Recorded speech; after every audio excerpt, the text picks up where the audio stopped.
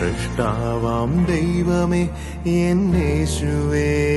നമുക്ക് ദൈവത്തിന്റെ വചനം എടുത്ത് വായിക്കുമ്പോൾ ശക്തമായ ദൈവത്തിന്റെ ഇടപെടൽ ഉണ്ടാവും. കാരണം കർത്താവ് പ്രവർത്തിക്കുന്നത് വചനത്തിലൂടെയാണ്. പ്രഭാഷകൻ 42:15 ഞാനിപ്പോൾ കർത്താവിന്റെ പ്രവൃത്തികളെ അനുസ്മരിക്കുകയും ഞാൻ കണ്ടത് പ്രഘോഷിക്കുകയും ചെയ്യും. കർത്താവിന്റെ പ്രവൃത്തികൾ വചനം വഴി നിർവഹിക്കപ്പെടുന്നു.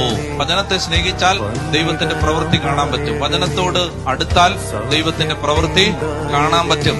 സങ്കീർത്തനങ്ങൾ 107:20 അവിടുന്ന് തന്റെ വചനം അയച്ച് അവരെ സൗഖ്യമാക്കി വിനാശത്തിൽ നിന്ന് വിടുവിച്ചു.